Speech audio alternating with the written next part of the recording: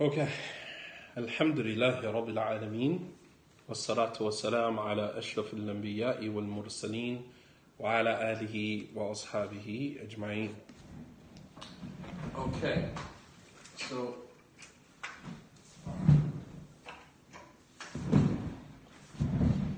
So alhamdulillah, welcome to another discussion on the ideal Muslim, the ideal Muslimah. Today, inshallah ta'ala, as we have been doing, we will continue with our, rotation. Last week, we discussed the ideal Muslimah, and we talked about, men marrying women who have money, women who have money. And today, inshallah ta'ala, we will go back to the ideal Muslim man, and we will continue with our discussion on reasons why, 5 reasons why Muslim men, or men in general, 5 reasons why men, many men, and those men who choose to do it, abuse their women. 5 reasons why men abuse their women. All right, so I think we are at number 4 now. The first one was what? Let me see who was paying attention. What was number 1? Wa alaikum salam wa rahmatullahi wa barakatuh. Abu Shahada, hayakallah. What was number 1 from the reasons why men abuse their wives? We're at number 4 now. And I need someone to just kind of recap in a small little message or text for those of you who are on Facebook Live to recap all of the reasons that we mentioned so far. And we'll get started on number 4, inshallah ta'ala. And I pray that Muslim men or men in general are paying attention, because these things are serious. This is not, and I have to constantly, check myself to make sure I'm not on this, sympathetic towards women, which there's nothing necessarily wrong with that. But I also don't want to be sympathetic towards women to the degree where I begin to oppress men and exaggerate the, the things that men are doing. But to be honest with you, totally honest with you, while I sit back and I look at myself and I say, am I exaggerating this? Am I going too far with this? Am I, becoming an overly sympathetic man for the rights and issues of affecting women? And then I have to balance that out and say, no, I'm not. I don't think I am anyway. Obviously, if a man is, oppressing women or into, taking advantage of women, then obviously he would look at what I'm saying and say, this guy is oppressing women, man. This guy is oppressing men. This guy is, is exaggerating what men are doing. And from where I'm standing, it doesn't look like an exaggeration at all. I think that, what I'm trying to do is bring awareness to what is going on in the Islamic community. My job here is not to bash men and not to beat up on men. You know what I'm saying? Like, not to make myself look like I'm the perfect guy, because believe it or not, a lot of the stuff that I'm addressing are phases that I have gone through myself. Things that I have gone through myself. When I look back, at my earlier years in marriage, and I'm like, man, I used to do some of this same stuff. Or I used to hold some of these same mentalities, some of the same things that I am addressing, some of the same mentalities that I am addressing. I used to be just like this. I used to hold a lot of these thoughts. You know what I'm saying? And this, so, it's not me trying to make myself look good in front of the sisters. And, I'm not looking for another wife. I'm not going through all of this, so I can make myself look good in front of the women. I'm bringing awareness to things that are devastating our ummah, devastating the women in our communities, man. So let me jump right into this, man. The ideal Muslim man, all right, we're continuing with 5 reasons why men abuse their women. So today, inshallah ta'ala, we're going to talk about institutionalized entitlement. Institutionalized, right? Entitlement. No, number one was men's ego, their lack of tolerance, and not being able to handle when the ego has been crushed. And I mean, you can go on, my YouTube page, www.rawdah on YouTube, and don't forget to subscribe to the channel. And all of the videos are there. I've uploaded all of the videos. All right. So we're talking about institutionalized entitlement. All right. Follow me. We live in a society where agency, as Muslims, but we live in a society where agency is taken away from women under the guise of being the weaker sex. All right. Do you guys follow me? I'm talking about the larger society that we live in. Women are always looked at as the weaker sex. All right. And as a result of being the weaker sex, right? Even in the Islamic tradition, even in the Islamic community, women are seen as the weaker sex. All right. And so therefore agency is taken away from them based upon this, this idea or this notion that women are somehow the weaker sex. So agency is taken away from them under the guise of being the weaker sex. The expectation is that because she is seen as the weaker sex, she should somehow conform to man's every desire rather than men lowering their wing of mercy, compassion, and understanding to them in the spirit of mutual cooperation in order to get his needs met. You guys following me? In the Islamic community, women are painted as the weaker sex. Prophet Muhammad sallallahu alaihi wasallam, his mission was to raise the level of the women in that society. Right? There is a part of the Prophet sallallahu alaihi wasallam's mission, if you look at it from the beginning all the way to the end, the way that, the type of woman that he married, which was somebody who was, Khadija was somebody who men would have only married for her money, right? Men would have only married Khadija for her money, all right? And then, of course, as I said, taking the agency away from her, right? Taking the agency away from her. Oh, you have money, but you're weaker sex, you're ignorant, you don't really know about. Meanwhile, she built a whole entire empire before she met you, right? Men will come into a woman's life and begin to steal her agency away from her. Meanwhile, she built this whole thing before she even met you. And somehow she's now the weaker sex and not somehow able to handle this or that. But she was able to build all of that before she met you.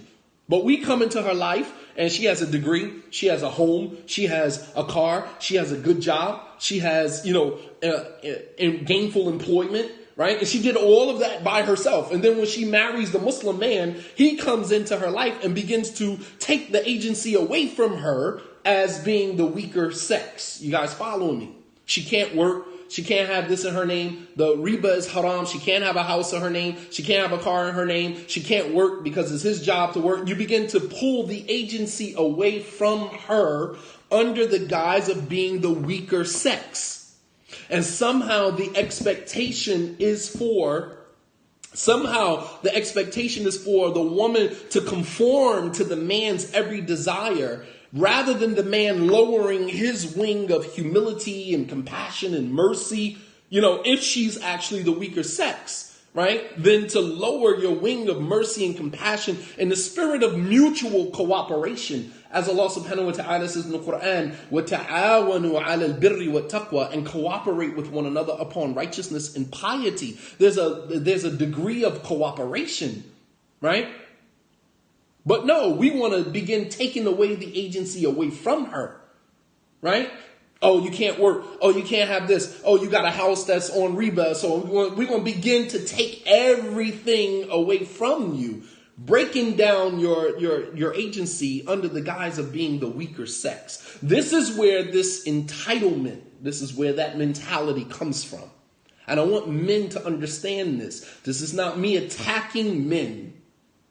This is not me attacking men. This is me trying to bring awareness to what we are doing to women and why it is contributing to the breakdown of our family structure in the community, in the Islamic community. All right? So in the Islamic community, male entitlement, right? Institutionalized entitlement of men, right, has been normalized using Quranic and prophetic texts that somehow denote the absolute patriarchy of men, wherein men are given unrestricted authority over women, and their rights somehow supersede the need for mutual cooperation in the marriage. All right, I'll say that again. In the Islamic community, the institutionalized entitlement of men has been normalized by using Quran and Sunnah texts that somehow denote the absolute patriarchy of men, and they are somehow given unrestricted authority over their women, and the rights of the man somehow supersede the need for any mutual cooperation within the institution of marriage. Right? My rights. Under this, my rights. My husband, my rights. Right? Right? So the husband goes, this is my right. Obey your husband's sister. Right? That means basically end of the conversation, meaning my rights supersede any need for mutual cooperation in the marriage. We don't need to mutually cooperate, right? It's not about knowing your rights. The rights is neither here nor there. A woman knowing her rights would do nothing to protect her from a man of this, of this caliber. I'm going to tell you how to protect yourself from this later on, right? Pay attention.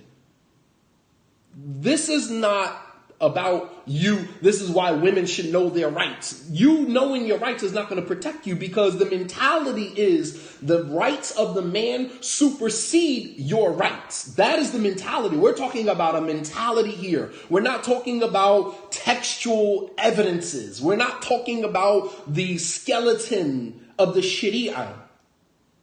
If she knows her rights, she can walk away. That doesn't solve the problem either, because he turns around and does it to another woman. That knowing your rights, and she can walk away from the situation, and then he turns around and does it to somebody else. We're talking about education here. We're talking about foundational education. We're talking about eradicating this whole idea from our discussion as Muslims completely. That is what we're talking about. We're not talking about a woman knowing her rights and running away from the situation to protect herself. We're talking about eradicating the idea, the notion that somehow the man, his rights supersede the rights of any other woman in a relationship that he goes into. That's what we're talking about. We're not talking about, it's easy for any woman to, say, well, I know my rights and I'm out of this situation. I want to hula. And then he turns around and does it to someone else. That doesn't solve the problem. We're talking about being solution oriented. We're talking about eradicating this notion, this idea from the minds of Muslim men in our ummah. That's what we're talking about. We're not talking about women running away from this situation. We're talking about eradicating the thought that I, as a Muslim man, I am somehow entitled. I'm entitled because my rights supersede any other rights in this marriage, any other rights in this relationship, and I will throw the my rights card out there whenever I need it. Right? So in the Islamic community, this entitlement, institutionalized entitlement, has been normalized by using Quran and Sunnah that somehow denotes absolute patriarchy, wherein men are given unrestricted authority over their women, and the rights of the man somehow supersede any need for mutual cooperation. We don't need to We don't need to, mutually cooperate. My rights, give me my rights, and everything will work out fine in this relationship. Texts wherein the Prophet ﷺ encouraged men to have a sense of jealousy over their women. We all know the text. I don't need to quote the text. You guys are more familiar with these texts than I am. All right? But texts where the Prophet ﷺ encouraged men to have a sense of ghira, to have a sense of jealousy over their women, which is misinterpreted to mean that the moment the man feels jealous, here's the male entitlement. Here's the entitlement. Pay attention. Texts where the Prophet ﷺ encouraged the Muslim men to be jealous over their women, right? We should have a sense of, we should have a sense of jealousy over our women. We should have a sense of overprotectiveness. Yes. But that doesn't mean that when I start to feel jealous about my wife, that I now begin to start this entitlement, this male entitlement that I have to now start putting restrictions, unrealistic restrictions on her life because I'm feeling jealous, right? So the Prophet ﷺ,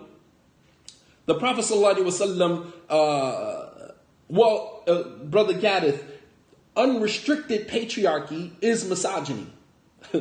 When you abuse, this degree of authority that God has given you in the relationship, when you abuse that and you begin to think that you are God over this woman, then it transfers from patriarchy to misogyny.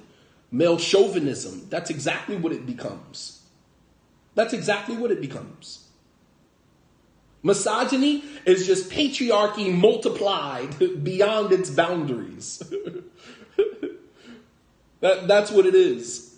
So when the Prophet ﷺ encouraged Muslim men to have a sense of jealousy, of ghira over their women, right, and overprotectiveness over their women, that does not mean that as a man, when I start to feel jealous about my wife, right, I start to now put unrealistic restrictions on her, So now she has to become socially, financially, spiritually dependent on me because I'm feeling jealous. So let me show you how this plays out. So when a woman is working and she doesn't really ask her husband for anything, she's, doing, what she needs to do for herself, and she's not asking her husband for anything, he starts to feel insecure. Oh, she's not asking me to pay the bill. She's not asking me to buy her this or that. So now I'm going to go in and I'm going to start putting restrictions on her. I think you're spending a little bit too much time at work. We'll start looking for reasons to start putting restrictions on her because we're feeling insecure.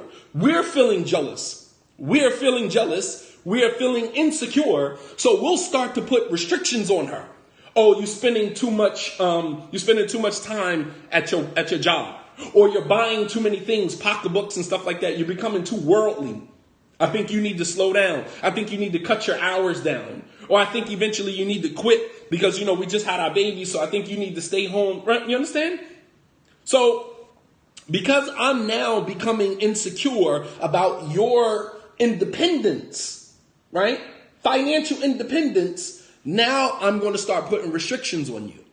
All right. When you start going out with your friends, right? You develop a social life for yourself. Now I want to start putting restrictions on who you hanging with. I don't like you hanging with this particular sister. It's like, nigga, I'm not your kid. Your wife is not your kid. So you're going to dictate to her who she can hang out with, who she can't hang out with. And we're not doing this under the guise of advice. We're not advising. We're not saying, honey, I think it would be a good idea if you reconsider, some of the women that you hang out with. This sister's like this, and you're just trying to get her to see it for herself, not trying to dictate who she can be friends with and who she can't be friends with. You understand? So now, because she has a social life, we start with the restrictions. Oh, I don't want you being out after Maghrib. I don't want you hanging with this particular sister. I don't want these sisters in my house. I don't want this happening. So you put so many restrictions on the woman that she ends up giving up the idea of having a social life altogether because of your jealousies, because of your insecurity, You understand? So We restrict her in her social circle. We restrict her financially. We restrict her even spiritually, right? So when we start to see that your wife is listening to Shadeed Muhammad, it's like, I don't want you listening to that brother. You walk in the house, all of the TV's off, your wife is sitting there with a notebook, pen and pad, and, listening to this brother or that brother, and then we start to get insecure, we start to get jealous, and we say, I don't want you listening to that brother. That brother's astray. I don't like some of the stuff that brother's saying. I don't want you, meanwhile, here you go, putting restrictions on her, right? Because of your jealousies and your insecurities. Here is the male entitlement. Sister says, well, I enjoy listening to him because I benefit from him. Obey your husband. I'm telling you, I don't want you to listen to him. I don't want you to take knowledge from him. I don't want you listening to him and taking information from him.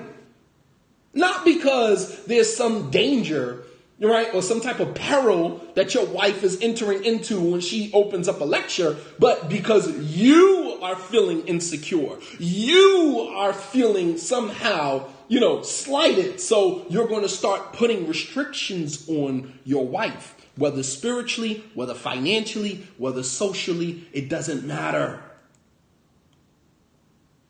You understand? So texts wherein the prophet encouraged men to have a sense of jealousy over their women is misinterpreted as, when the men start feeling jealous or feeling insecure, right, then they can now start putting unrealistic restrictions on their women rather than dealing with the insecurities, rather than you just dealing with your insecurity, rather than you just dealing with the fact that your wife makes as much money as you make, right, or makes more money than you make, and she can, pretty much handle her own way. She can pay her own way. That's an insecurity of yours, then you should deal with that rather than putting expectations or unrealistic restrictions on your wife because you haven't dealt with your own insecurities, right? The fact that your wife is increasing in her ibadah, increasing in her worship. You understand? You're increasing in your worship. You're increasing in your ibadah. You're increasing in your understanding of Islam. And he can't handle that. So he starts to put restrictions on you. I don't want you listening to this person. I don't want you listening to that person. And meanwhile, the person he's directing you to listen to, the person he's directing you to listen to is somebody that, can't even give you a full sentence in English without sounding like an idiot. Somebody that you can't even follow mentally. You can't follow what some of these brothers be talking about. It's like, you want me to listen to this? Like, come on, I got to dumb myself down and listen to this brother. You got to be kidding me. I got to actually make myself stupider, right, in order to listen to this person because he doesn't talk about things that are, uplifting, empowering, inspiring. No, that's what you want me to do to satisfy your insecurities. Well, I don't want you going to this masjid. Very good. I don't want you going to that masjid no more. I don't want you working anymore.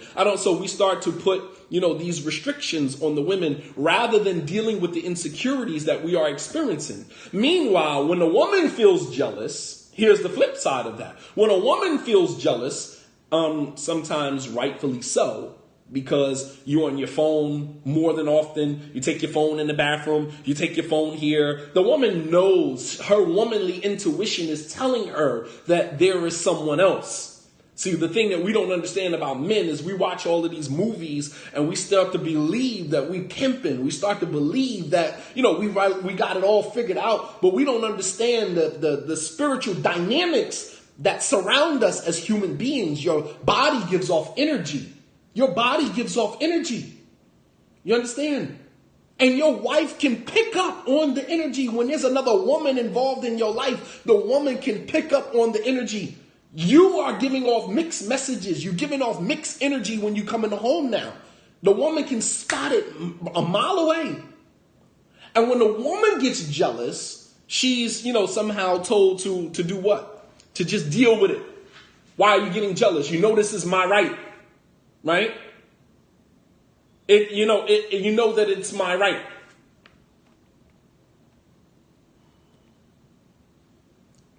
Right?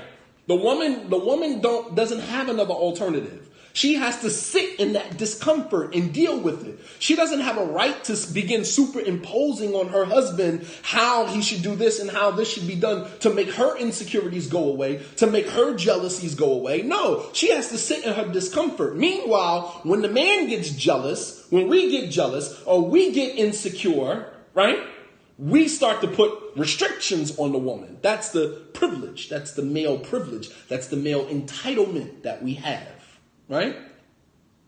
Right? That's the entitlement that we have. That when we get jealous, we can start now putting restrictions on you. Oh, you can't work no more. Oh, I don't want you listening to this brother no more. Oh, I don't want you going to this masjid no more. Oh, I don't want you doing this anymore. Right? That's when we get insecure. But meanwhile, when a woman is jealous and starts to feel insecure, she has to sit in that discomfort. We tell her things like, oh, why are you being jealous? This is my right. It's your right to communicate with women online unrestrictedly. It's your right to communicate with women, right, online unrestrictedly. Whether you're communicating with them for dawah, I'm giving her dawah. Nah, you shouldn't be giving no woman dawah. Let another woman give her dawah. If you sincerely wanted the woman to be guided, then you would direct her to a woman who could guide her. That's number one. You're giving her dawah. MashaAllah. Or you looking for another wife. So you just got unrestricted access to all of the women in the world because you are looking for another wife. MashaAllah. You in hot pursuit of another wife. So that means that you can go online, you can DM women, you can talk to women on Facebook, you can talk to women on Instagram, you can talk to women any type of way you want to because it's my right. You understand? You see how that works? It's my right. MashaAllah. It's my right. So I can talk to whoever I want to because I can have multiple wives. It's like, yeah, but genius, you don't even have it like that to take on another wife. So, and when did you tell me you were looking for another wife? When did that discussion happen? When did that discussion happen that you were looking for? So since when were you looking for another wife? Please tell me. I'm all ears. I'm all ears. When were you looking for another wife? And why didn't we have that conversation? I just so happened to catch you online, catch you here or there. And now all of a sudden, it's your right. It's your right to communicate with women unrestrictedly. That's your right. MashaAllah. Having women call your cell phone? Right. Because it's your right. You are the wali. You are the wakil. So it's your right. Meanwhile, if a woman does anything remotely close to that, we can start superimposing on her laws and rules and guidelines and regulations because we are feeling insecure. Meanwhile, when we do things to make our wives feel insecure or to feel invalid, they got to sit in that discomfort. Sit there. Just be patient. Be patient, sister. Fear Allah and obey your husband, sister. Right. That's the privilege that we have, right? That's the entitlement, right? Or even worse, some women are shamed into accepting less than stellar circumstances that he himself wouldn't accept. Meaning, why would you tell your wife to accept a situation like this when if the shoe was on the other foot, you wouldn't accept that? Islam totally forbids us giving somebody a situation that we wouldn't accept ourselves. Allah subhanahu wa ta'ala says in surah number 2, ayah 267. Pay attention to this ayah. Allah subhanahu wa ta'ala says in surah number 2, ayah 267. Allah subhanahu wa ta'ala says, Ya ayyuha alladhina amanu anfiqu min tayyibati ma kasabatum. O you who believe, spend of the good in which you have earned. And do not give وَلَا تَيَمَّمُوا الْخَبِيثَ مِنْهُ تُنْفِقُونَ وَلَسْتُمْ بِآخِذِيهِ إِلَّا أَن تُغْمِدُوا فِيهِ. Allah subhanahu wa ta'ala says, and do not spend from that which, or do not spend and then turn around and remind the person of what you have given them when you wouldn't even accept the same situation. Here Allah subhanahu wa ta'ala is saying, the concept here from this ayah is, why would you expect someone to accept a situation that is less than stellar, right? A situation that you yourself wouldn't even accept if you were on the receiving end of that. Allah subhanahu wa ta'ala is saying is that if you're going to give sadaqah to somebody, then spend from the best of what you have earned. And don't give and then turn around and remind the person to make them feel belittled, to make them feel less than. And you wouldn't even accept the situation except with your eyes closed. You wouldn't accept the situation as honorable. So why would you expect somebody to accept the situation that is less than honorable? How?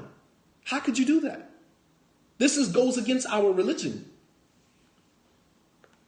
This goes against our deen. To expect someone, the expectation here is for the woman to accept this situation, right? If it was your daughter or your sister, you wouldn't expect them. The expectation wouldn't be for them to accept it. The expectation is always for women to just accept the situation. But men have a plethora of alternatives that allows them to further access their desires rather than dealing with the situation at hand. So men, the entitlement is that as men, we don't ever have to deal with the situation, right? We don't ever have to deal with the situation. We have a plethora of alternatives. Meanwhile, the woman has no other option but to accept what we are offering. Less than honorable circumstances, less than honorable situations, she is forced to accept that and be patient with that. Meanwhile, when we feel that this situation is not for me, we have a plethora of alternatives. And all of the alternatives that we have just gives us further access to our desires even more.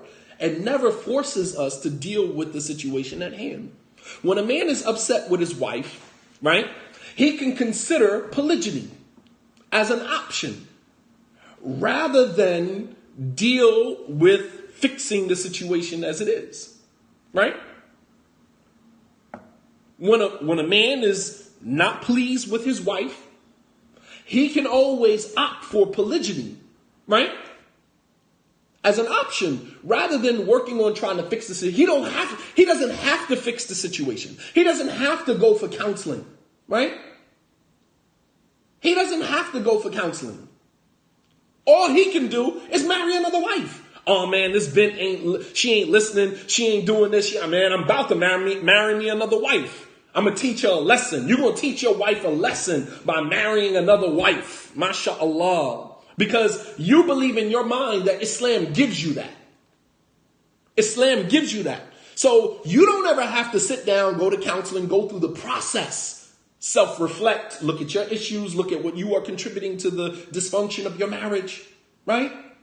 You don't ever have to do that. All you can say is, I ain't got time to be dealing with that. How you ain't got time to deal with your marriage? It's your marriage. You should have nothing but time to deal with it.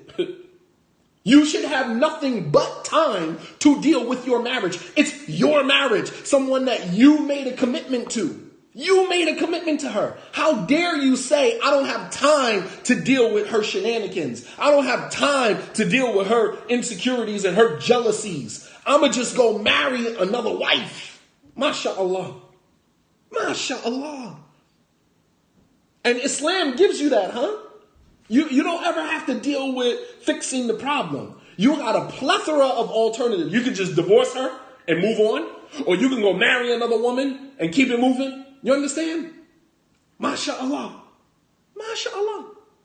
You don't have to deal with it. Because you got a plethora, right? Or you can go get you a non-Muslim woman. So that's why I ain't dealing with these Muslim women no more. I'm going to go get me a non-Muslim woman. So I ain't got to deal with all of this. You got a plethora of alternatives that allows you further access to your desires rather than dealing with the situation at hand. When the man is upset with his wife, he can look into polygyny as an option rather than working on trying to fix the situation. It is the woman's job to work on the marriage. You want to go for counseling? Then you go for counseling. I'm not going for counseling. MashaAllah. So you send your wife to the imam's office, right? You send your wife to the imam's office. Meanwhile, you at work texting fixing another woman because you are looking into polygyny because your wife somehow won't act right. Somehow your wife won't conform. Somehow your wife is disobedient, right? Like she's a robot. She's malfunctioning, right? Some wires are loose, right? Meanwhile, I'm making preparations to go into another marriage. And if you want this marriage to be fixed, then you need to go to counseling. I ain't going to counseling. I don't know how many women walked into my office. I need counseling. Where's your husband? Oh, he's not coming. MashaAllah. So you're going to fix all of this by yourself, huh? Gotta be kidding me, man. I can't make this stuff up, man. We're talking about Muslims. We're talking about Muslim men. Men. I ain't going to counseling. You go to counseling. You go see the imam. You go complain to the imam. You go to counseling. Meanwhile, I got other options.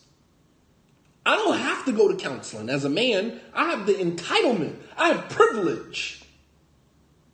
I have Muslim male privilege. MMP. Absolutely. I have Muslim male privilege, meaning the fact that I am Muslim and the fact that I am a man, I have a certain level of privilege and entitlement just by the virtue of the fact that I'm a Muslim man. MashaAllah. MashaAllah. Yeah. So the responsibility of fixing the marriage is the woman's responsibility. It's her responsibility to fix the marriage. It's the woman's job to work on the marriage, and it is his job to find an alternative to his pain. Right? We need to have a conversation about this mentality, man. This mentality is wrong on every level, man. Every level. It's the woman's job to fix the marriage. And it is his job to find an alternative to his pain. And the alternative to the pain is always to compound it with more pain, because that's the man logic. I talked about this in my man logic series.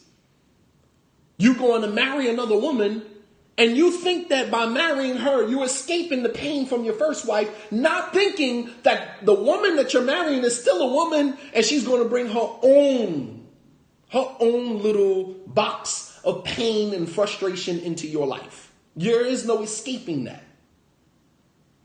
MashaAllah. When it comes to sex, pay attention. Muslim men, pay attention. When it comes to sex, women are expected to be ready at all times. Anytime you're ready to have sex, the woman is somehow supposed to be waiting, and ready. Right? And never deny the man his rights, right? Because that's his right. It's the man's right to have sex. Almost like it's not even the woman's right. That's not her right. It's the man's right to have sex with his wife whenever, however he chooses, right? So she's supposed to be ready 24/7. Whenever he walks in the door and he wants to have sex, she's supposed to be ready, waiting and ready. MashaAllah. And never deny him his right to sexual relations. Even in situations where sex is a privilege. Even situations wherein sex is a privilege that should not be extended to the man rather than engaging the woman in a manner that is instructed by the Prophet ﷺ. So then you could ask me, okay, well, what are situations in which sex is a privilege for a man and not his right? When you violated the sanctity of the marriage, right? When a man violates the sanctity of the marriage, sex with your wife is a privilege at that point. It's no longer your right. It's no longer your right. It's a privilege. Go back to the hadith of the Mumtahina. There's a surah in the Quran called Surah Mumtahina. And this story was mentioned about one of the Sahabiyat where her husband, pronounced dhihar on her. Meaning he said to her, "You are to me like the back of my mother." And at that time, that was a man's way of saying, I'm no longer interested in you. You are divorced. However, they are Muslim now. So there's a different set of rules. A man cannot use something from Jahiliyyah and apply it in Islam. So after he said, you are to me like the back of my mother, he left. He left out. All right. And then he came back later on that night and he wanted to be intimate with his wife. You understand? What does she say? Khawla bintu Tha'laba is her name. Al-Mumtahina. Oh, sorry, not Mumtahina, Mujadila. Surah Mujadila. What does she say? He said to her, you are to me like the back of my mother. Meaning, I'm divorcing you. I don't want to be with you anymore. And then he left. And then he came back out. He came back home later that day. And he wanted to be intimate with her. What did she say? She said, no. I'm not having sex with you until we go to the Prophet ﷺ and he tells me whether or not this statement, you are to me like the back of my mother, is actually divorce or not. No, you don't have access to sex anymore. Me having sex with you at this point is a privilege. And you don't get that. I'm not extending that to you. She said no. She said no. So you think about the times when a man divorced his wife and then later on that night he want to have sex with her. You think about times when a man beat his wife and then later on he wants to have sex with her.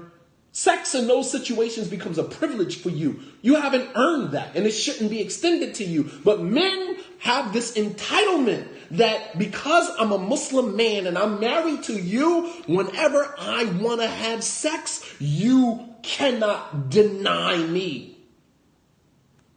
Pay attention to this hadith. The Prophet ﷺ, he said, ثلاث min al-ajiz fi al-rajul. There are three things that are signs of inadequacy and deficiency in a man. Pay attention.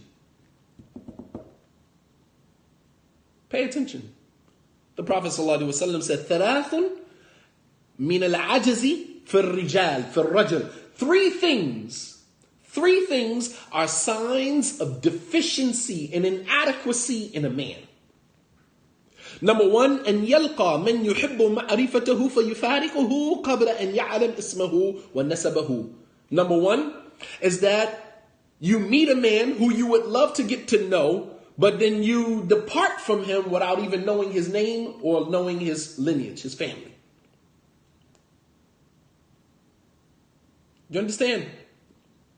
Number one is for a man to meet another man and then depart from that man without even knowing his name. That's a deficiency in you as a man because it shows how insecure you are. As a man, you should be able to shake a man's hand. Hey, how you doing? What's your name? Where you from? MashaAllah, good to meet you, brother. And walk away actually knowing the man's name. But to do that, to shake a man's hand and depart from him and not even know his name, it is a deficiency. It is a deficiency in you as a man.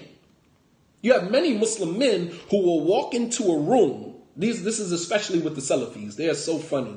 MashaAllah. Just like little girls, right? A Salafi walks into a room. He'll shake all of the Salafis' hands in the room. And anybody that is not a Salafi or anybody that he doesn't know, he's not going to shake his hand. This is men. Real talk. Facts.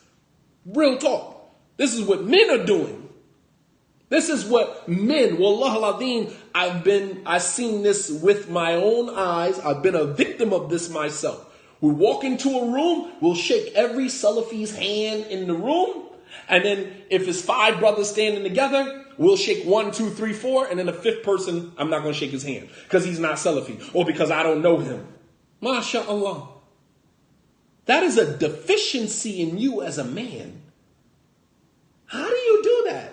How is there 4 people standing in a row? How do you believe that that's not sinful?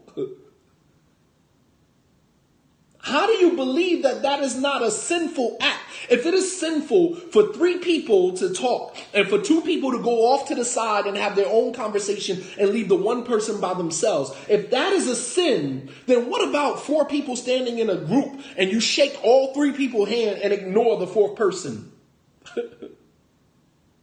because I don't agree with his sheikh, or I don't like him, or he ain't Salafi in my eyes, or I don't, you gotta be kidding me. This is what men are doing. This is what Salafi men do. Salafi men shake everybody's hand and then don't shake his hand because I don't like you. MashaAllah, what are we, 5 years old? What are we, like kids?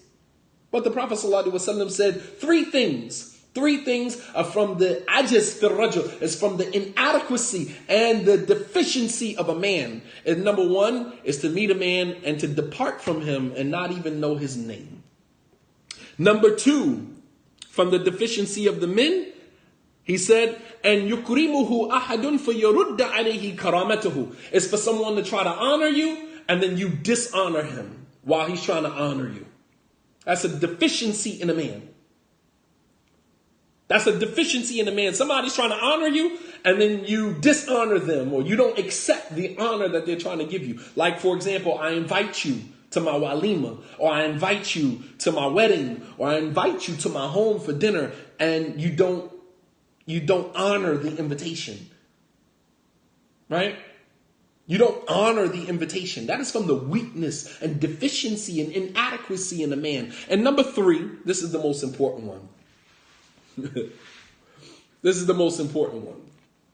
Number three, the Prophet ﷺ said, he said, وَالثَّالِث أَنْ يُقَارِبُ الرَّجُلُ جَارِيَتَهُ أَوْ زَوْجَتَهُ فَيُصِيبُهَا قَبْلَ أَنْ يُحَدِّثُهَا وَيُؤَانِسُهَا وَيُضَاجِعُهَا فَيَقْضِي حَاجَتَهُ مِنْهَا قَبْلَ أَنْ تَقْضِيَ حَاجَتَهُ مِنْهُ. And this hadith was collected by Imam Shadeed. The Prophet ﷺ said, and number three, right? Number three, the third one, the first one is to meet a man and then separate from him and you don't even know his name. Number two is to a man to honor you, and then you don't honor, that man when he's trying to honor you, right? You don't respect his honor. Right? He invites you somewhere, invites you to, his walima or, the akika or something like that, and you don't even honor the invitation. And number three is for a man to be with his wife in an intimate setting. A man to be with his wife in an intimate setting. And for him to become intimate with her before talking to her, or before, foreplay, before, getting to know her. And then he gets his desires met from her before she gets her desires met, and then he walks away. All right?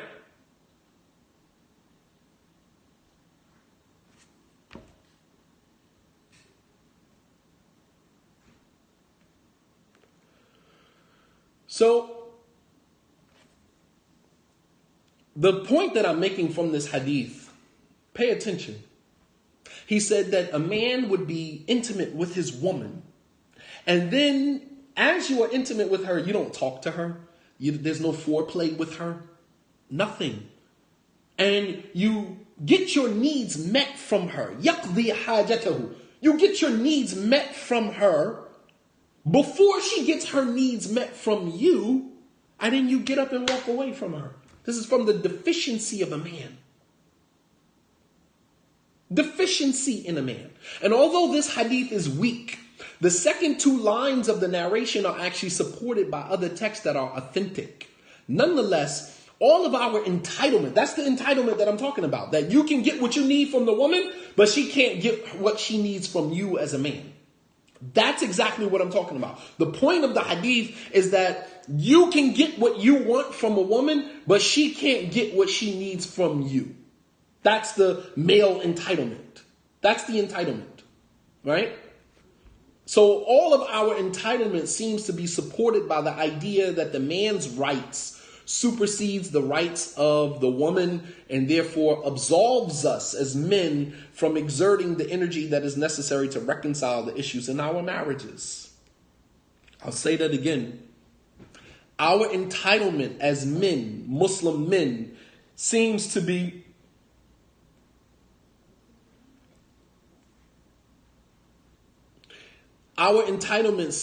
supported by the idea that our rights as men, right? Our rights as men supersedes all of the needs of the woman or the rights of the woman, and therefore absolves us, right? Absolves us from exerting the energy that is necessary to reconcile the issues in our relationships. You understand? We don't have to reconcile anything. That's the woman's responsibility to reconcile. If you got issues with me in your relationship, then you got to go figure it out. Go to counseling or something. Go figure it out. As for myself, I'm not responsible for doing anything. You are obligated as a woman to give me my rights. That's all this relationship is about. You are obligated to give me my rights. As for what you need from me, I'm not obligated to give you that. Right?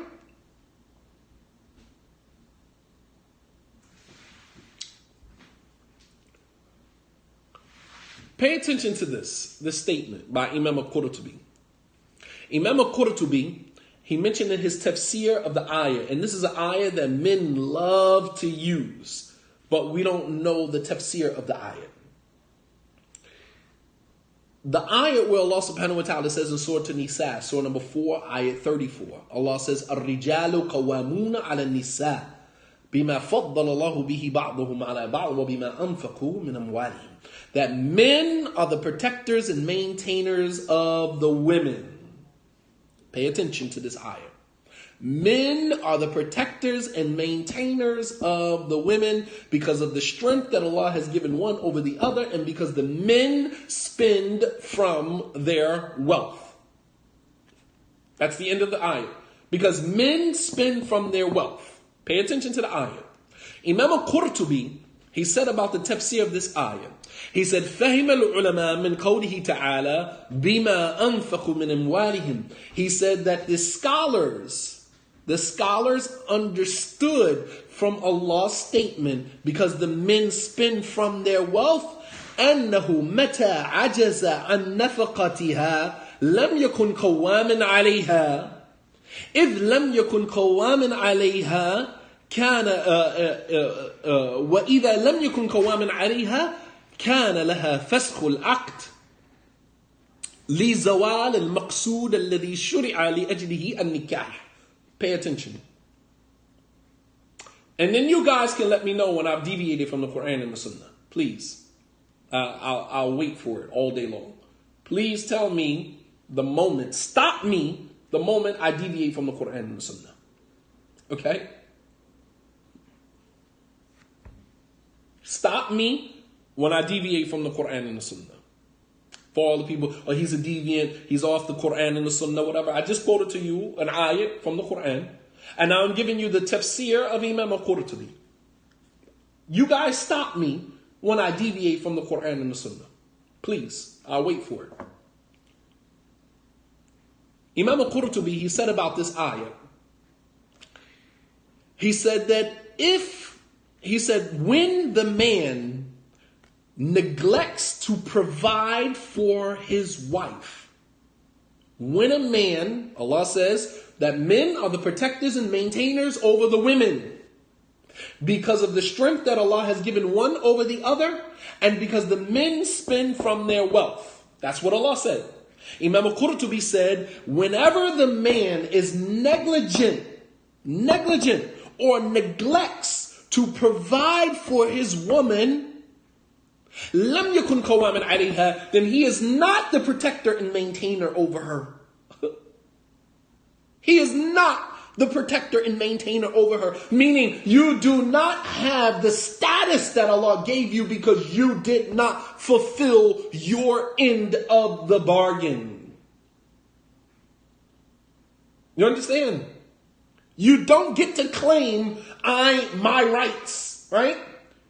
You don't get to claim my rights, obey your husband, and all of the Muslim male privilege that we like to throw around when you are not upholding your end of the marriage bond. You understand?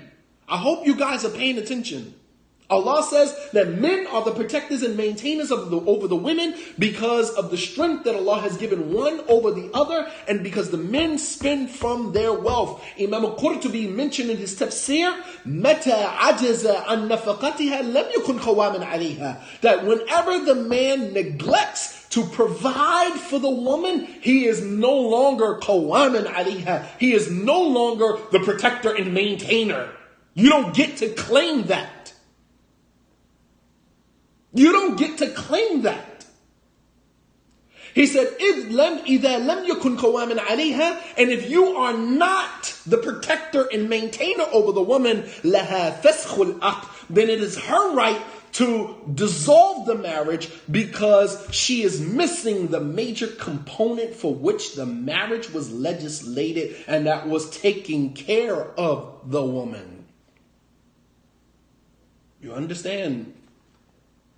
That whenever the man neglects to provide for his woman, he is no longer considered qawaman alayha. He is no longer considered the protector and maintainer over her. So brothers who are in violation of their marriage contract, in violation of the sanctity of your marriage, you do not get to claim my rights. Obey my rights. Obey your husband's sister. He said, because the moment the man is no longer providing for the woman, he is no longer qawaman alayha. He is no longer the protector and maintainer over her. And if he is not the protector and maintainer over her, then she has the right to dissolve the marriage, because the main component for which the marriage was legislated for her is not being met. I give it to you in English, I gave it to you in Arabic.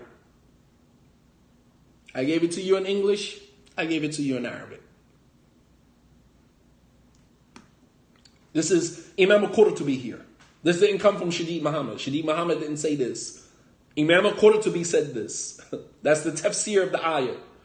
So when a man says, I am the protector and maintainer over my family, over my wife, that is conditional, provided that you meet the conditions of being the protector and maintainer over the family. You follow me?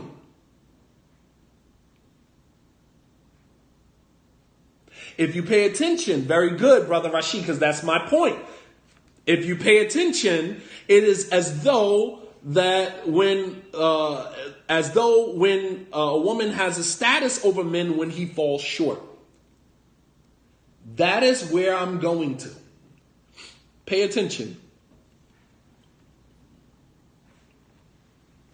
So the scholars use this hadith, this ayat, as a proof that when a woman is not being adequately provided for, when a woman's marriage contract is being violated, when the sanctity of the marriage is being violated, you have lost your standing, your footing as the patriarch of your family, because at that point the woman can pull out of the situation. She's now been empowered.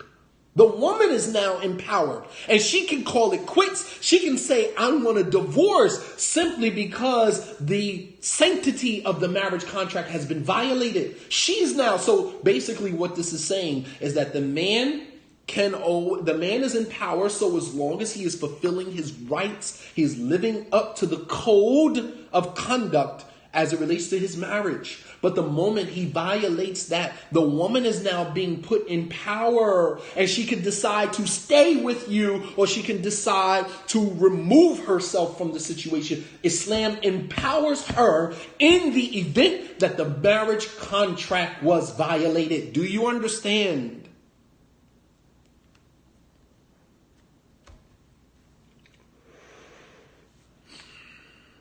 I don't think you guys get it. Maybe you have to go back and listen to the replay. I don't think you guys get it. Ibn Mundhir is another scholar. Stop me when I deviate from the Quran and the Sunnah, brothers and sisters. Stop me. When I deviate from the Quran and the Sunnah, please stop me. All right? I'll wait for it.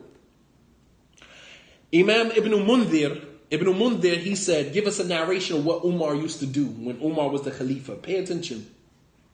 He said, ثبت أن عمر كتب إلى أمراء الأجداد أجناد أن ينفقوا أو يطلقوا أن ينفقوا أو يطلقوا. Ibn Mundhir, another scholar, he said that it was authentically reported that Umar bin al-Khattab radiallahu ta'ala anhu, when he was the Khalifa, he sent out a decree to all of the leaders of the armies that the men, the soldiers that were in the armies, they should either provide for their wives that they left behind or divorce them. But you don't get to keep a woman in a marriage and you are not upholding your part of the bargain. Doesn't work like that. That Umar radiallahu anhu, because sometimes these men would sign up to go to war and they would be gone for years on end, leaving their women folk behind with nothing. Umar put out a decree. Either you're going to continue providing for these women or you're going to divorce them. But you don't get to keep them. Meaning they were forced to deal with the situation and not to look for alternatives to absolve them of their responsibility. You follow me? Umar forced the men, even if you're in the army fighting jihad fi sabilillah, you are still responsible for providing for your woman. So you're going to either provide for them or you're going to divorce them and let them move on with their lives. But you don't get to search for other alternatives to absolve you from dealing with your responsibility, even if you out fighting fi sabilillah.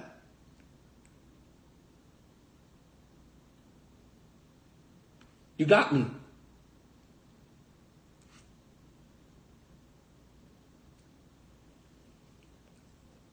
You don't get to deviate from your responsibility as a man and then still have, this privilege and this entitlement over your woman. It doesn't work like that.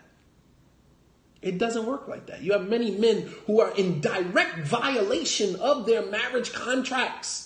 In direct violation of your marriage, and you're still hollering at the top of the roof. You're still hollering at the top of your lungs about my rights and what the woman has to do for you and how she has to cater to your needs. Meanwhile, you're in complete violation of your marriage. You're in complete violation of your marriage. And you don't get to have your cake and eat it too. It doesn't work like that. When the Prophet ﷺ was caught coming out of Hafsa's house with Maria, right?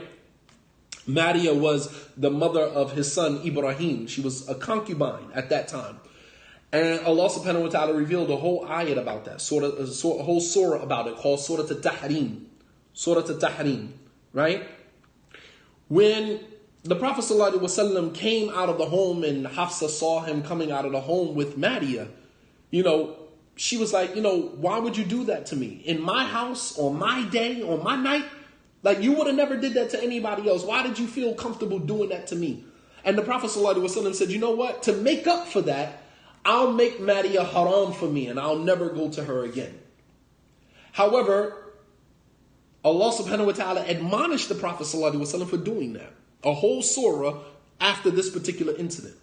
Allah subhanahu wa ta'ala said, Ya ayyuhan nabi, lima tuharrimu ma ahallallahu lak, tabtaghi mardata azwajik. O Prophet, why did you make haram what Allah made halal for you, seeking to please your wife? Right? Meaning, he should have never, the Prophet ﷺ should have never made Maria haram for him. What he should have done is just stood in his discomfort. But not to do things to, but here again, this is, I'm just showing you how sometimes as men, we will go and try to find another alternative than standing in our discomfort and dealing with the issue in front of us. The man is the sword and shield of the marriage only when he fulfill his responsibility. You don't get to lay on the couch and play video games all damn day and still call yourself the sword and shield of your marriage. I'm sorry, it doesn't work like that, bro. It doesn't work like that. Women don't get to go out, work 8 hours a day, come home, pay all the bills, and yet you still get to claim the sword and shield of your family, of your marriage. It doesn't work like that, bro. Sorry. Around these parts, men carry their own weight, man. I don't know what religion you're part of, But here in Islam, we are reestablishing what it means to be a Muslim man. We are reestablishing what it means to be. We are putting the bar back where it freaking belongs. You understand me? We are putting the bar, picking the bar up off the ground and putting the bar exactly where it freaking belongs. Men are no longer able to just marry women, run through woman after woman after woman without being addressed. That's not going to happen, man. Wallah al-Azim, as long as I'm alive, no way. Not going to happen, man. We're picking the bar up off the ground and we're putting the bar back where it belongs. We're not raising the standards. We're going for the bare minimum, just mediocre. We're just putting the bar where it's supposed to be. We can't even get to, raising the bar. The freak you mean raising the bar? The bar is on the ground. How about start picking the bar up off the ground and just put it back where it belongs? And that's all we're doing. Putting the bar back where it belongs. You guys let me know when I've deviated from the Quran and the Sunnah. I'll wait for it. Because I'm literally tired of hearing that. Where it just becomes jargon. No, Brother John, I just want you to understand that, these conversations, these discussions, man, it's not, I don't know, this is your first time attending this discussion, but we didn't just start having these discussions. This stuff has been going on. If your eyes could see what I've seen and your ears could hear what I hear on a daily basis, you would understand my pain. You would understand why. Understand my why, man. This stuff is destroying our women, man. It's destroying our communities. And I'm saying from where I'm standing, I have a responsibility. I can't speak for all students of knowledge. I can't speak for scholars. I can't speak for nobody but me, because everybody sees their responsibility to be different. And I'm saying for me and what I know of what goes on in our ummah, I cannot sit here and be quiet. I'm sorry. I cannot sit here and just be silent about that. I'm sorry. So Umar radiallahu ta'ala anhu, when the expat situation in Saudi Arabia and in Qatar, it's horrible. Horrible.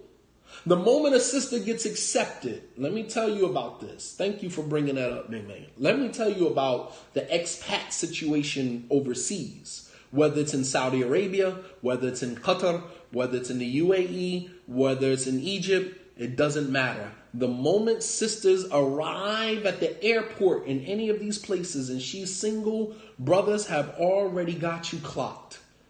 Already know where you working at, where you teaching English at, and they looking to marry you, and they looking to benefit from you. They looking for a free ride because you work and earn your own money. They struggling paying all of the bills at their first wife house, and they're looking for a sister who works so they can take on a second wife, and they don't have to pay a damn thing.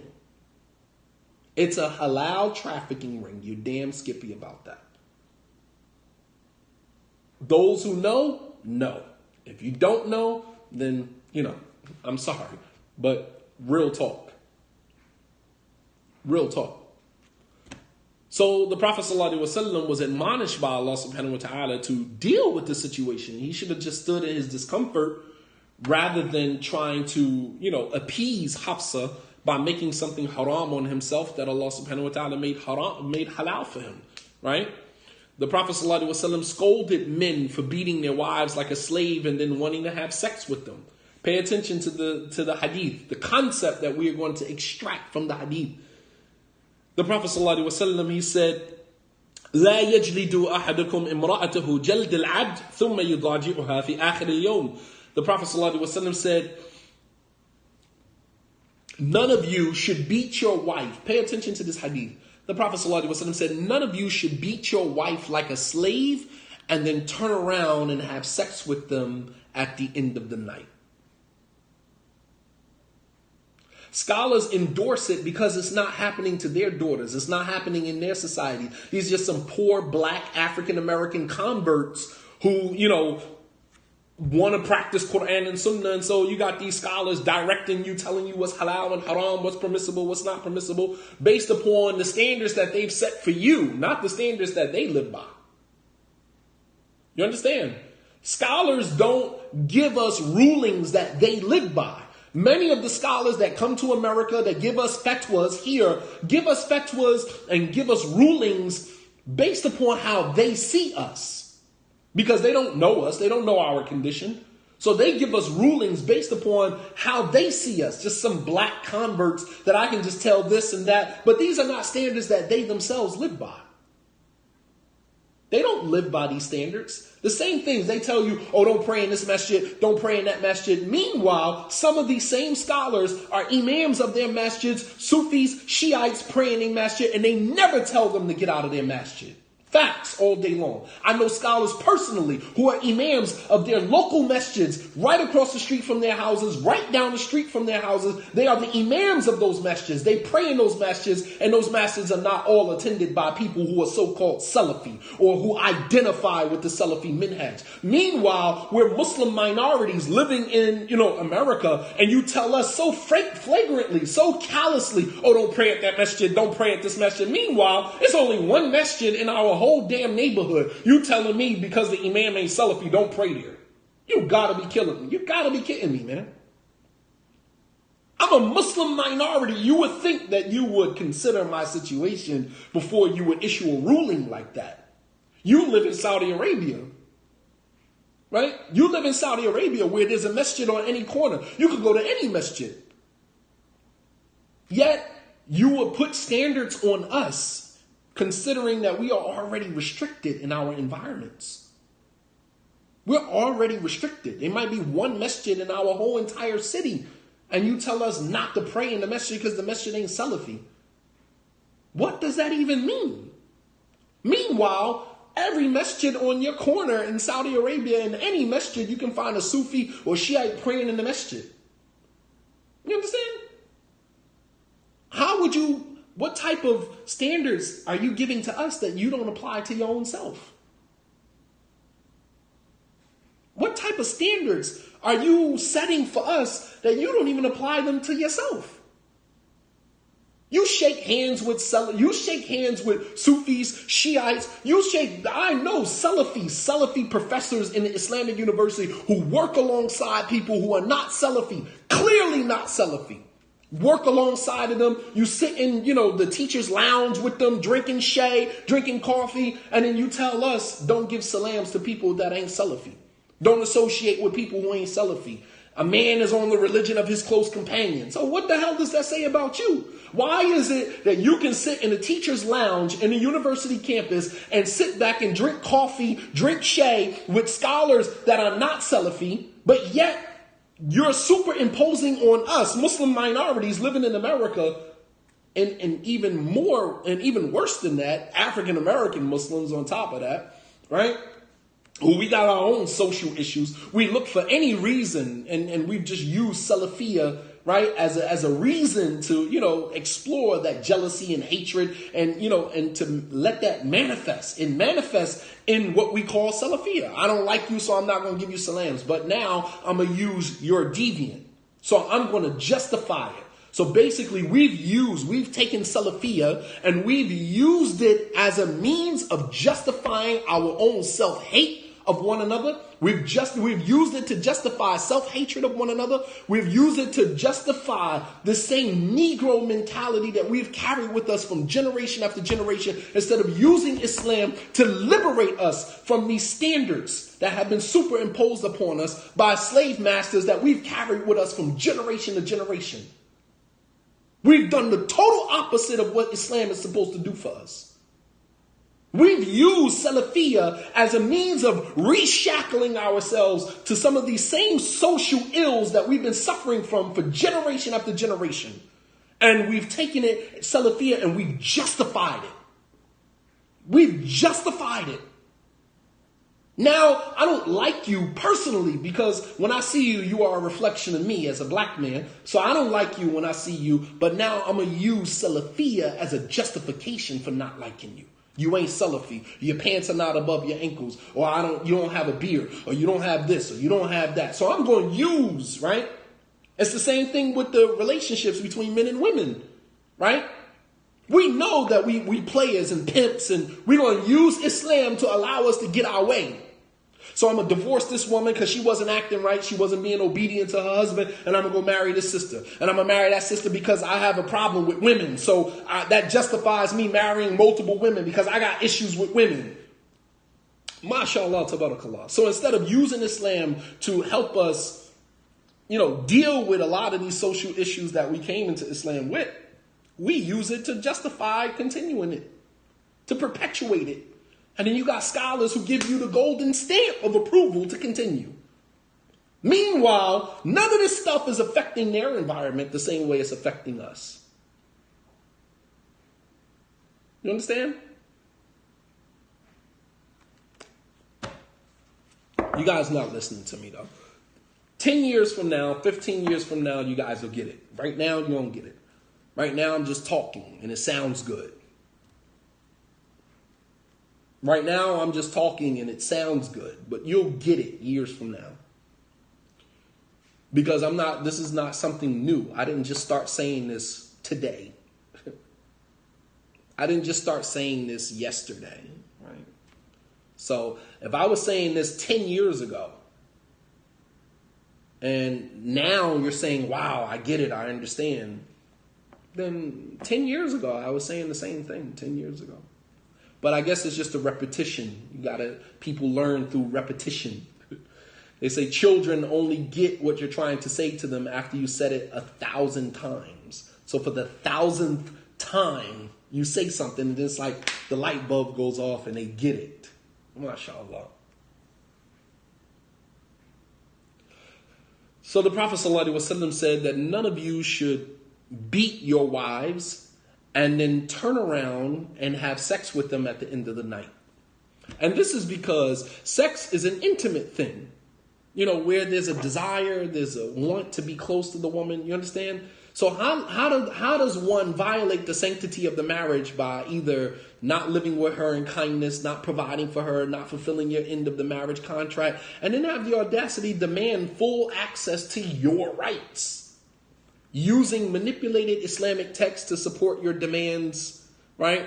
How do you secretly talk to women for months and then when your wife catches you, you call yourself doing the right thing and expect your wife to just accept the situation as her co-wife? How? And then when the wife says, nah, I'm not accepting that situation, you say, oh, you're trying to deny me my rights. How is it your right? I'm really trying to figure that out. Like, how do you secretly communicate with a woman for months on end?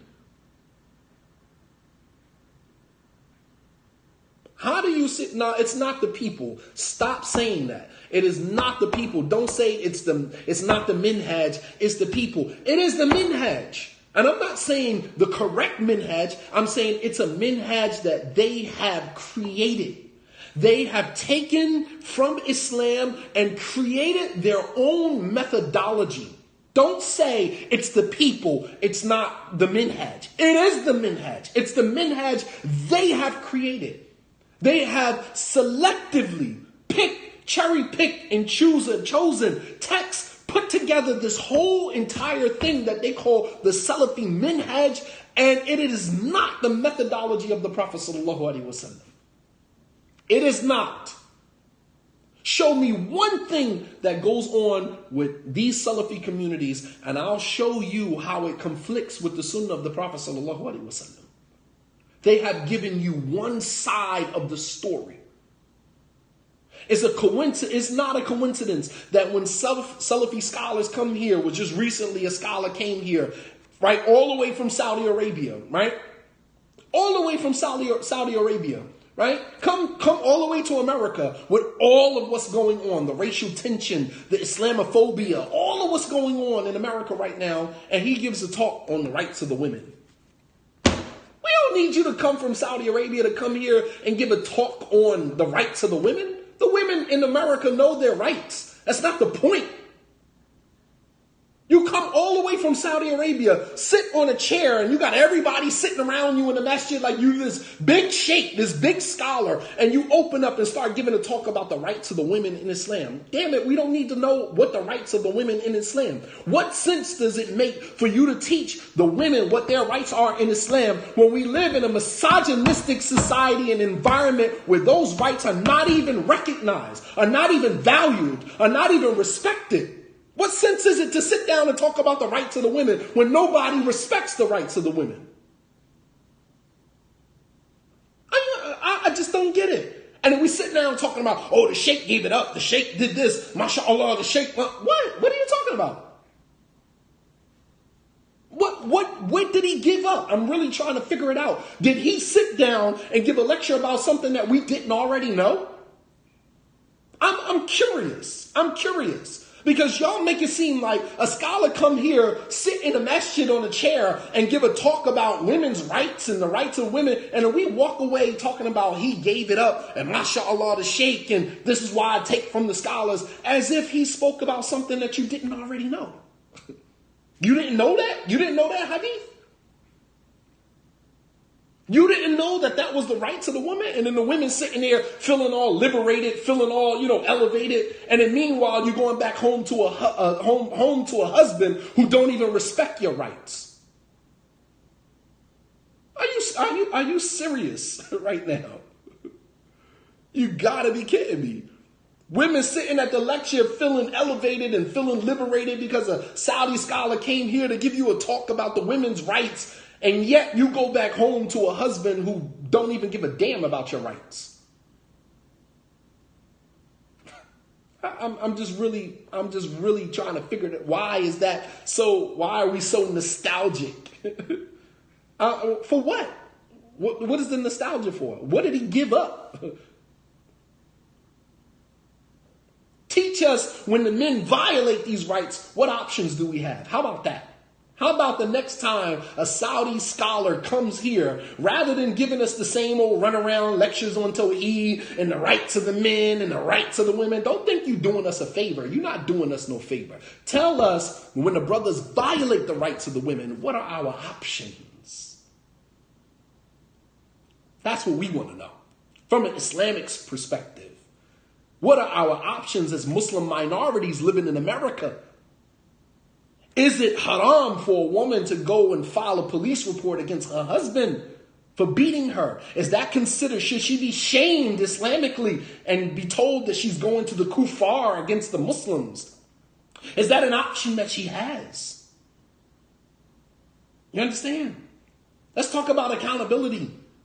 What options does a Muslim woman have? These rights. The last time you was here, Sheikh, you gave a lecture on the rights of the women. Let's talk about when those rights are violated by the Muslim man here in America, because it goes on all day, every day. Quiet as kept.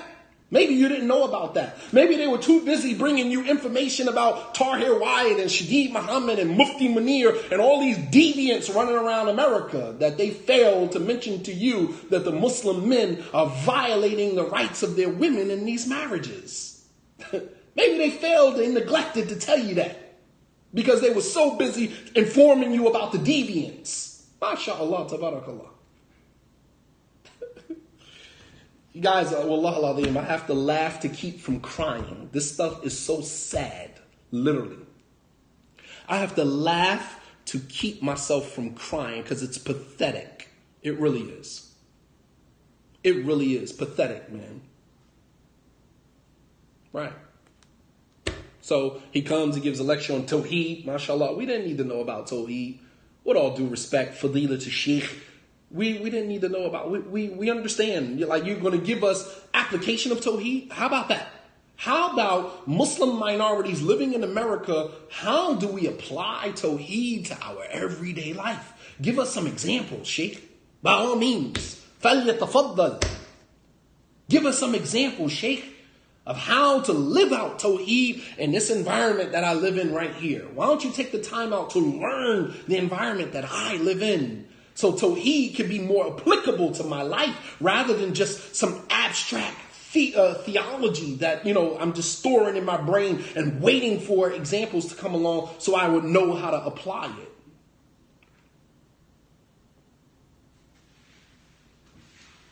I mean, it's just crazy, man. It's pathetic, man. And meanwhile, we sitting here chanting, mashallah, the sheikh came to the masjid today and the sheikh gave a talk about, what did he give a talk about? Oh, he gave a talk about the rights of the women. You didn't know what the rights of the woman was? You saying that like he said something that we didn't know already.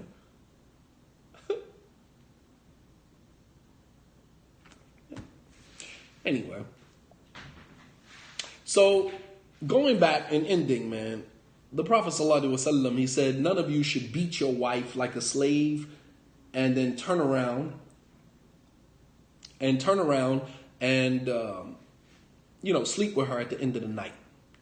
Meaning, how do you as a man violate this woman and then turn around and request that she fulfill your rights? It's unbecoming, unbefitting of a Muslim to do that. That I would violate this woman in her marriage and then turn around and demand that my rights be fulfilled. My rights. This is privilege. Entitlement. He said, لا يجلد أحدكم امرأته جلد العبد. None of you should beat your wife like a slave. ثم يضاجعها في آخر اليوم. And then turn around, right? And then turn around and sleep with her or request sex from her. Meaning, the concept from this hadith is that it is unbefitting for a Muslim to violate someone and then turn around and demand the fulfillment of their rights. You understand? And demand fulfillment of your rights. How does a man, let me make this more applicable. How does a man communicate with a woman secretly on the internet, secretly texting one another, and then when your wife finds out about it, then you turn around and talk about, well, I was going to marry her. And then you setting up the stage for you to marry this woman, and you expect, the expectation is for your wife to just accept it under the guise that marrying a second wife is your right. Meanwhile, you have been in violation of your marriage contract. Infidelity, whether emotional or physical, is a violation of your marriage contract. When you married this woman, you made a commitment to that woman before Allah subhanahu wa ta'ala in front of God. And then you turn around and you violate your marriage contract, being in relationships with women, and then turn around and want to marry the woman and expect your wife to accept that under the guise of it being your right. You trying to deny me my rights. No, genius, I'm not trying to deny you your rights. I'm trying to secure my rights. And if that means me securing my rights, meaning I have to let you do what it is that you need to do in your marriage, we don't have a marriage. What we have is a monarchy. We don't have a marriage. We have a monarchy. Meaning you get to do you, and I am here as your lawful, faithful subject. Here to fulfill all of your rights and allow you to do everything that you need to do. Meanwhile, you could just violate me day in, day out, and I'm supposed to just accept it. You understand? You are not in a marriage. You are under a monarchy of male dominance, of entitlement and privilege. You are not in a marriage. You are in a monarchy, and you are just a loyal, faithful subject, here to fulfill the rights of the king of your marriage, right? The monarch, mashallah.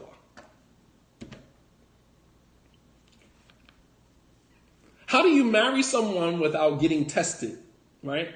For all the Muslim men who was, going out marrying second wives, how do you marry someone without getting tested, without even telling your wife that you have had the audacity, to marry her, and then turn around and come home and demand sex from your wife? You understand? Come home and demand to have sex with your wife. And then when your wife says no, she refuses, rightfully so. Oh, you're denying me my rights. You see the privilege? You see the entitlement? So I can violate. I can be in direct violation of my marriage, any way, shape, or form. And then I can always double back and say, you're not giving me my rights. Then I can divorce you under you not giving me my rights. Meanwhile, nobody says anything about my violations, my indiscretions, my infidelities, my disrespect of the marriage bond. You understand? MashaAllah.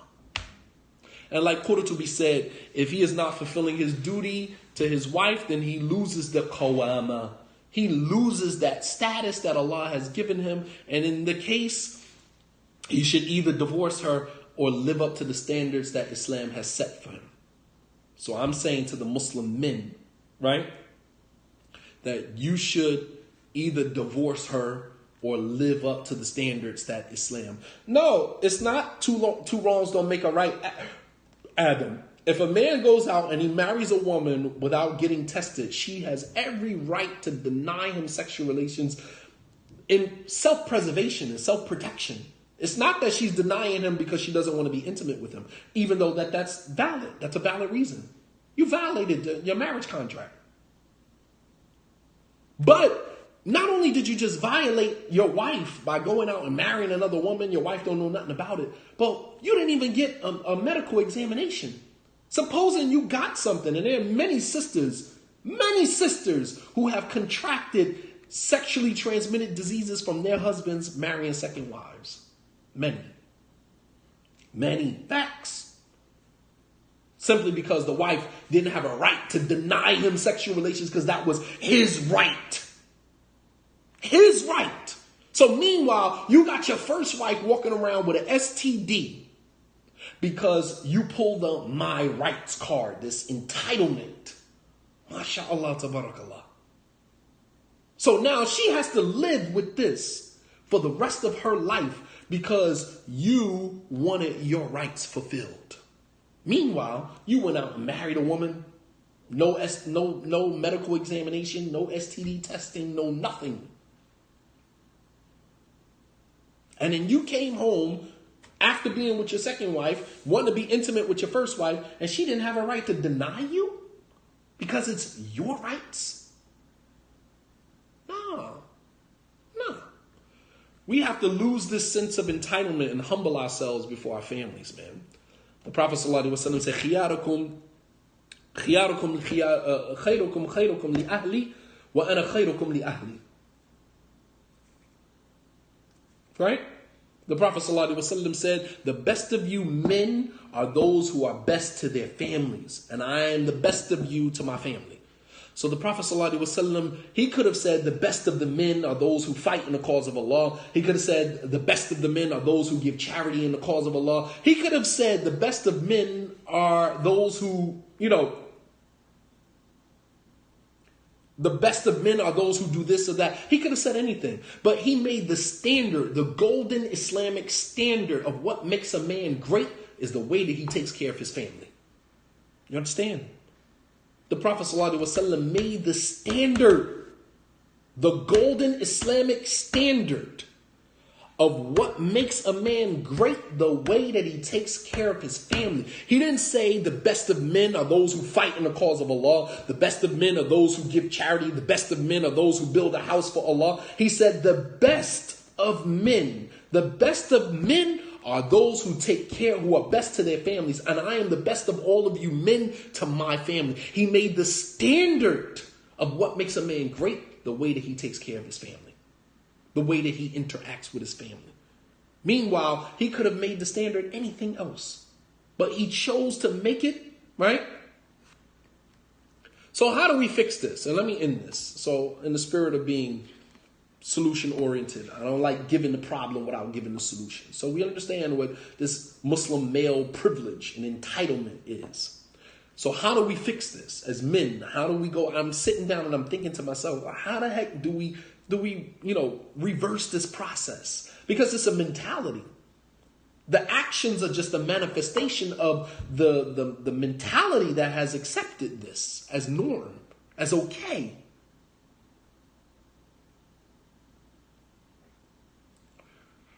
Number one is learning how to address our insecurities as men without making women a part of that process. Your insecurities, your insecurities are your insecurities as a man. And fixing your insecurities has nothing to necessarily do with your wife. What your wife is doing is triggering your insecurities. She is triggering your insecurities. And we as men have to learn how to deal with our insecurities without involving or putting restrictions on our women as a result of that.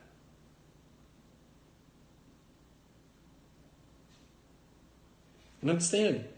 So we need to learn how to deal with our insecurities and immaturities without making women a part of that process.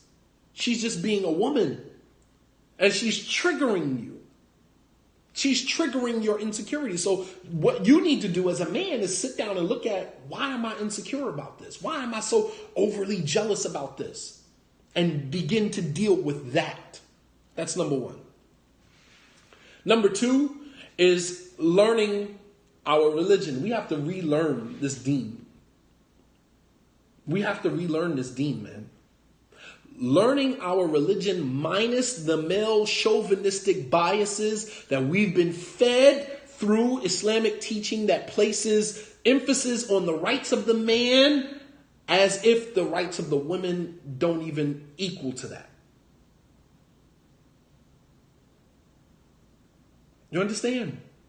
Learn our religion minus the male chauvinistic biases that have been fed to us through the Islamic teaching that places so much emphasis on the rights of the man. We have been taught Islam. We have been taught Islam from Islamic leadership that have placed biases in their teaching that leans towards the man being this type of, monarch, this authority over his woman. And it leaves the women to feel like, okay, my whole job in my marriage is to just serve my husband. As long as my husband is pleased, my Lord is pleased. And that goes both ways. That goes both ways. But we haven't been taught the other side. All we have been taught is the magnificent right of the man over his wife. That's what we've been fed. And it comes from a place. Understand that when a man jumps out there to teach Islam, don't think that some of his own biases and prejudices are not, saturated. His lectures and his teaching is not saturated with his own biases and his own prejudices. Whether those biases stem from his own childhood or, growing up or past experiences or past relationship failures. Come on, man. We got to be honest with that. We have to be honest with that.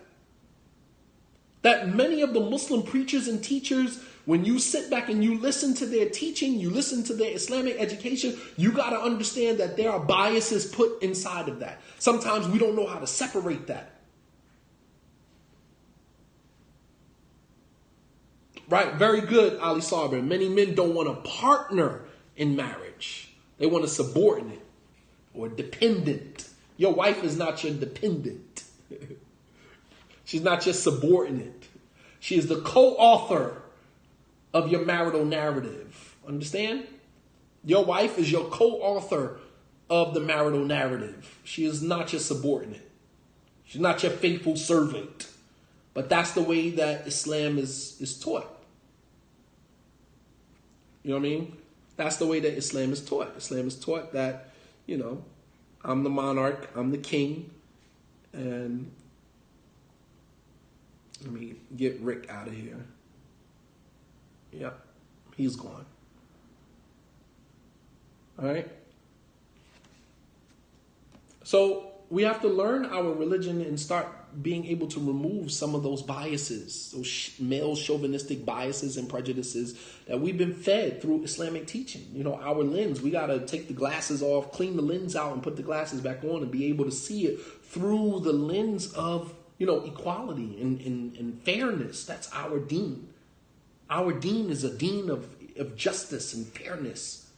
And the same amount of rights that a man has in a marriage, the women have the same amount of rights. But it's like we don't hear that. And when we talk about the rights of the woman in Islam, we only talk about it in terms of a skeleton. From, theoretical, this is what the rights of the woman. But how do those rights play out in a marriage? You understand? How do those rights play out in a marriage in 2018?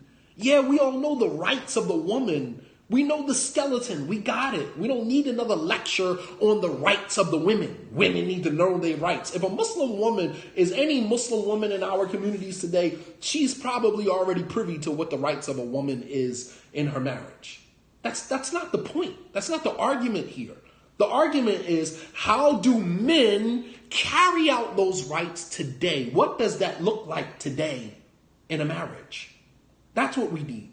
Practical application. Maybe we need a Islamic, rights 101. How does that play out in a marriage today? Number 3, humility. Men need to learn how to humble themselves. We have to humble ourselves. It's not all about you. It's not all about your entitlement and what you are entitled to. And just as many rights as you think that you have in your marriage, your wife has the same amount of rights, if not more. Allah subhanahu wa ta'ala said that, the Prophet sallallahu alaihi wasallam said that the Jannah lies at the feet of the mother. He said, if you want to go to Jannah, ilzam rijla ummak. That if you want to go to paradise, then stick to the foot of your mother. Even though your wife is your wife, she's still somebody's mother. That hasn't been said about anybody else in our religion. Your wife is your wife, but she's still somebody's mother. And that's not a hadith that we just teach our children. But we have to show our children how that is done. How do you as a man show your children how to honor your mother, honor the feet of your mother?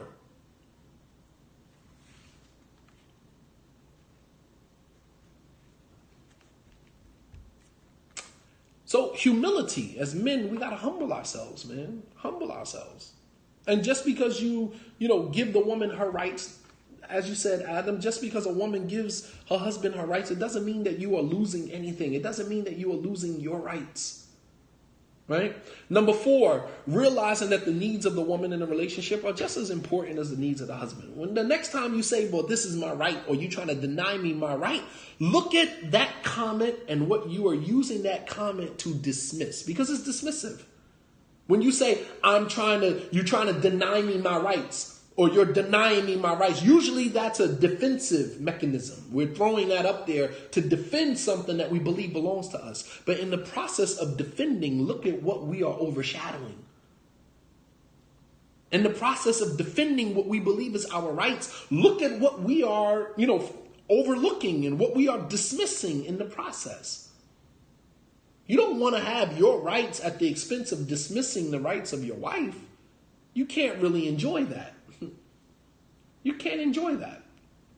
And number 5 is the responsibility to uphold the sanctity of the marriage is just as much the man's responsibility as it is the woman's. It's not her job to fix your marriage. It's your job equally as partners in that marriage. Don't send your wife to counseling by herself, man. Who does that?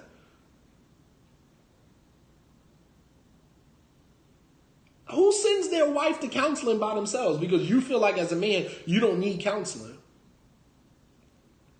It's not your wife's responsibility to fix the marriage. It becomes both of your responsibility to fix it.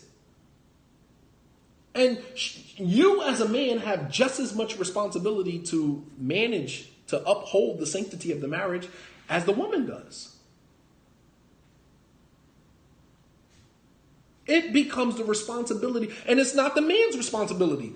Or you need to go seek counseling. You need to go talk to Brother Shadeed, or you need to go talk to this one. No, we need to go talk, because my actions are sometimes just a reaction to the things that, you're triggering me.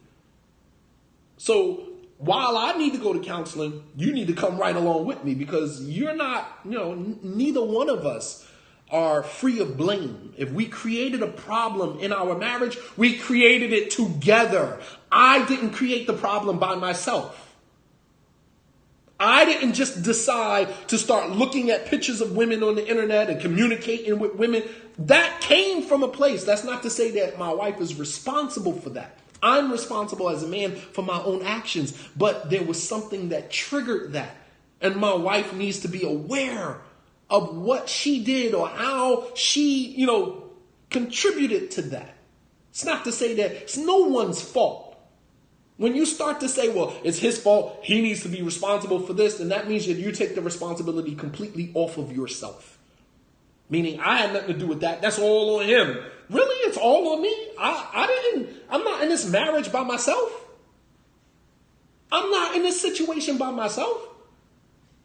So while I take responsibility for my actions, you also have to take responsibility for the way that you trigger those actions. And we both trigger each other in our marriages. We are triggering each other. And we need to be aware of how we're triggering our spouse. And we need to be aware of the negative actions that happen as a result of our, as our, behaviors are triggered. We need to be responsible, and the spouse needs to be responsible as well. But it's not, oh, you need to go to counseling. You need to go fix that. You need to fix our marriage. Meanwhile, I get to go look for all the alternatives, to my pain. No, we're both in pain, right? Yes, we accept all religions. In terms of trying to share the information that we are sharing, this is not religious, it's not religion specific. This information can go across religious lines. It goes across religious lines. Because I'm sure it goes on in the church. I'm sure it goes on in other religions. I'm almost positive this entitlement, this mentality of being entitled to demand what I need to demand from my spouse, yet I still get to do me. I'm sure that goes on across religious lines. I'm not making excuses for cheating. What did you hear? I'm sorry. What did you hear? And that's exactly how, I can't deal with Shadeed because he just made it. That's not what I said. That's not what I said. I did not say, I said he is responsible. He is responsible. But when you peel back the layers, when you have a couple sitting in counseling, right?